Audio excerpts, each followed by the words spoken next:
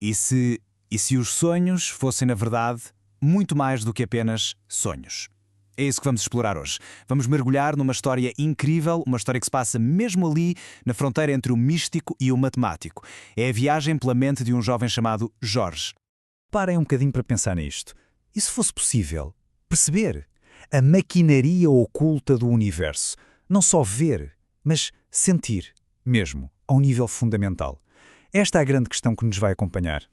Pois bem, esta é a história do Jorge. Um miúdo para quem, desde muito cedo, os sentidos eram uma espécie de chave. Uma chave que abria a porta para uma realidade mais profunda. Uma realidade que nos mostra os padrões, que no fundo tecem tudo aquilo que conhecemos como o nosso mundo. Ok, vamos lá então começar pelo princípio. A história arranca na infância do Jorge e a forma como ele via o mundo era... digamos que era tudo menos normal. Com apenas 12 anos para o Jorge, uma refeição não era sobre o sabor.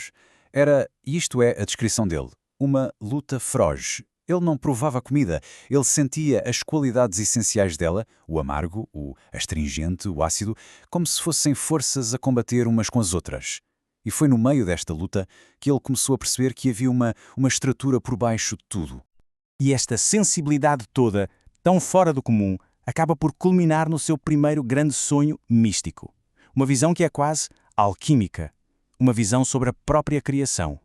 No sonho, o que o Jorge vê é uma espécie de dança cósmica. Começa com o astringente, essa força que atrai, que une. Depois vem o doce, que suaviza, que atenua o astringente. A seguir, entra o amargo, que reage com o astringente. E desta tensão toda, o que é que nasce? O fogo.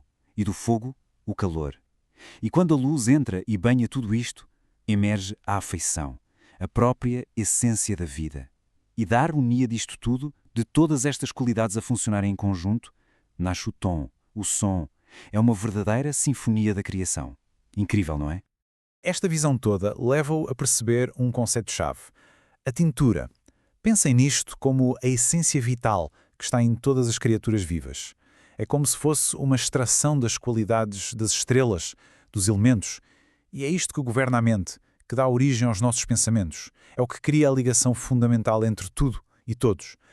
E agora avançamos 7 anos. A viagem do Jorge está prestes a dar uma volta de 180 graus. Porque o misticismo dos seus sonhos vai encontrar uma nova linguagem. Uma linguagem muito poderosa, a matemática. Agora, com 19 anos, a estudar física e matemática, o Jorge depara-se com algo novo, a geometria fractal. E, de repente, é como se tudo fizesse sentido. Aqueles padrões que ele sentia, que via nos sonhos, ganham de repente uma estrutura, uma lógica, algo que ele pode finalmente agarrar, estudar, compreender. E a grande questão que o guiava era esta. Como é que era possível que o universo fosse tão incrivelmente simétrico e autossimilar? A resposta ele estava a descobrir. Estava mesmo ali, na geometria dos fractais. E a chave para isto tudo é esta fórmula. Parece super complicada, mas a ideia é enganadoramente simples. É a fórmula do conjunto de Mandelbrot. Basicamente, é uma regra muito simples. Pega-se no número, faz uma continha e usa-se o resultado para repetir a conta outra vez. E outra, infinitamente. E desta coisinha tão simples, nasce uma complexidade visual. Deslumbrante. É mesmo o exemplo perfeito de como a simplicidade pode gerar o infinito. E aqui entra o tal conceito de autossimilaridade, que é absolutamente crucial. O que é que isto quer dizer? Significa, basicamente, que as partes de um objeto são uma espécie de mini-versão do objeto inteiro. E nós vemos isto, vemos isto em todo o lado na natureza, das galáxias gigantes às nuvens, até aos nossos vasos sanguíneos ou às nossas impressões digitais. É a mesma assinatura, o mesmo padrão, a repetir-se em escalas completamente diferentes. E tudo isto leva-nos ao clímax da jornada dele. Um segundo sonho. Um sonho incrivelmente denso, que vai finalmente juntar todas as peças do puzzle. A matemática, a biologia e o misticismo. Mas atenção, este sonho não surge do nada. Acontece num momento de grande tensão. A mãe dele, grávida de 7 meses, entra em trabalho de parto prematuro. E é ali, no hospital, completamente exausto e cheio de preocupação, que o Jorge adormece e tem a visão mais profunda da sua vida. No sonho, ele assiste a tudo, a toda a jornada do embrião. Ele vê aquela primeira célula a dividir-se, a transformar-se numa bola de células, a organizar-se nas 3 camadas que depois dão origem a todos os órgãos, e o coração. Ele sente o primeiro batimento cardíaco não como um simples som, mas como uma orquestra cósmica. Ele acompanha o processo todo, até o último momento, quando a pele se fecha e a criança está completa. E é mesmo aqui que tudo se encaixa. O Jorge percebe que o desenvolvimento do embrião é um espelho perfeito daquele seu primeiro sonho. O nascimento exterior, ou seja, a formação do corpo, corresponde àquela luta das qualidades, o astringente, o doce e o amargo. E o nascimento interior, a faísca da vida, corresponde ao calor, ao amor e ao som. De repente, ele percebeu. Eram apenas duas linguagens diferentes para descrever a mesma e única coisa, o ato da criação. E assim, chegamos à grande conclusão, à síntese final. O momento em que todas as experiências dele se juntam numa única visão do mundo, coesa e unificada.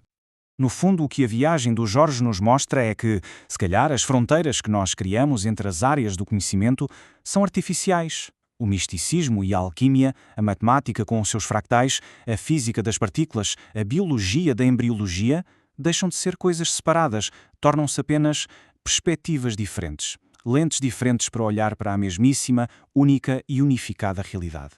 E a grande lição é mesmo esta. Desde a imensidão do cosmos até à intimidade do útero, os padrões fundamentais da criação são exatamente os mesmos.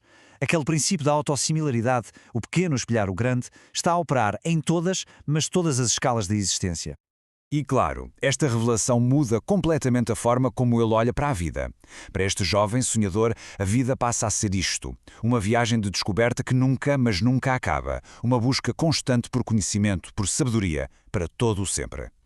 Isto deixa-nos a pensar. E deixa-nos com uma última pergunta, não é? Será que o universo é, na sua essência, uma equação matemática gigante? Ou será que a matemática é só a linguagem mais bonita que nós humanos encontramos para tentar descrever uma realidade que, no fundo, é viva e profundamente mística? Fica a questão. E a história acaba aqui, com esta equação misteriosa, uma fusão bizarra entre a teoria dos números e a segunda lei de Newton, a lei do movimento. Fica assim, no ar, sem explicação. É um puzzle final que talvez resuma na perfeição a jornada do Jorge. Aquela busca sem fim pela equação que consegue, finalmente, unificar tudo.